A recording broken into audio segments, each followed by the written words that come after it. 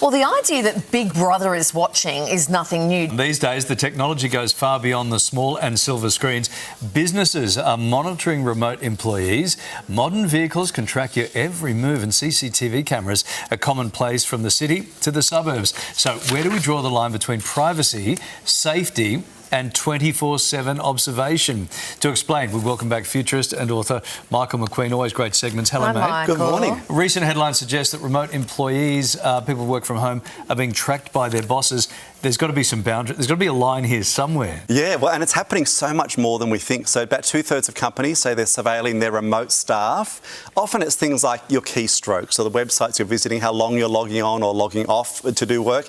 But interestingly, we saw Microsoft Teams 2 weeks ago releasing a new update where they can actually monitor now where you're logging into a Teams call from, so geographically. Oh. The other thing that's interesting... So you can't say, I mean, you're in the Bahamas. Correct, that's right. I'm at work. We should be at Brookvale. Working hard. Yeah, okay. But I mean, yeah, interesting. There's no legal requirement for employers to do anything about this. Like, they're fully legal to do this. But it does raise the interesting theme of trust. Like, how do you communicate trust to your employees? And I was even reading about one recently where your employer can actually monitor you through your webcam, can spy on you. That. Yeah, look through your camera, see are you doing work, are you on task or not. Vehicles with your GPS, Yes. like work can monitor that? Yeah, so, and if it's a work car, you sort of maybe that's that, okay. right? But interestingly, it's not just the employers, it's car makers. So, I mean, our cars right now are almost like computers on wheels. Yes. And so the average vehicle, for an hour you use it, 200 gigabytes of data it's producing. If it's got driver assist, 1.4 terabytes per hour. There's so much data being produced. Where you're driving, how you brake, what you're saying, any voice commands. And there's actually one car maker who will remain nameless. They were outed recently as actually using footage and photos from inside the car through the little camera in the dashboard, and internally employees were sharing these. Oh, mate, this is crazy. What about facial recognition in stores? Yeah. Because this can have legal ramifications too, right? We're basically being looked at everywhere we go. Yeah, so there are a couple of big retailers who got caught recently, of course. That was deemed illegal, but... Yeah. It was a big hardware one, wasn't it? Because they were doing it, though, so that known thieves, right? It's all about sort of shrinkage or loss, they call it in stores. But it's interesting, like, this is part of daily life in many more ways than we realise. So most sporting venues, most arenas, this stuff is already a part of it. I mean, every time I've flown back from the US recently, I noticed when I go to board the flight, no boarding pass or passport. You go up, you look at a little screen, it scans your face, and onto the flight you go.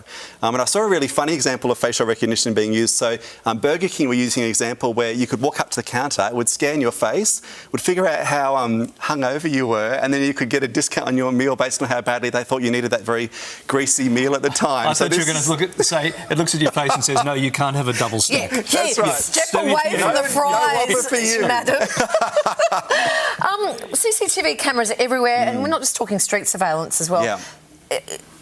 If you go on Instagram or wherever, people have all this sort of technology now in their homes. Yeah. Like people are putting up cameras in the lounge room. Yes. I don't know wild, why. Isn't it? I don't know why either. I mean, in the public arena... Well, nanny cams, basically. Yeah, there's a lot of that going on. So in the public arena, it's huge. In Sydney, for instance, it's one camera for every 80 residents. If you look in London, it's one camera for every 13. In 13? Yeah, in Beijing and Shanghai, one for every 2 residents. So we are being surveilled far more than we realise. Wow. But interesting, in our homes, the big thing is those little smart doorbells. So like a Ring doorbell that records, as you walk in and out, fabulous as you get deliveries. For keeping track of parcels. Correct. Yeah. In the US, we've seen some examples where the police have subpoenaed data and photos from those Ring doorbells as part of criminal cases. So even that is stuff that is Where do the accessible. police have to go to get that? Who owns all of this data? So the companies that produce the hardware, or in some cases the software. So all of that is being sucked into the cloud and it's being maintained there. I heard a story about Tesla being, it's not a car company, it's a data mining company. Oh, increasingly, yeah. And so many companies are. Yeah. And the big question, I think, for a lot of us is, you've had that experience where you have a conversation and like about an hour later on Instagram, an ad pops up for that thing. You've never searched for it, but you've just had the conversation. Amazing. And the question is, are our phones listening? Increasingly, the evidence is yes. So this is called active listening. Advertisers listen to our conversations to then retarget products to us. Thank you, Michael. My pleasure. Always Thanks, mate. fascinating and scary. And the camera's doing weird things during the segment. I just saw a sudden whizzy thing. Seems on brand. Look, there we go. What's all that? Isn't it amazing that our camera team thought they could add to this segment by taking weird shots? Yeah. Wow. We were so laser focused on what you were saying, Michael. I didn't realise. There you go. There they are. Are they putting themselves on screen now, are they?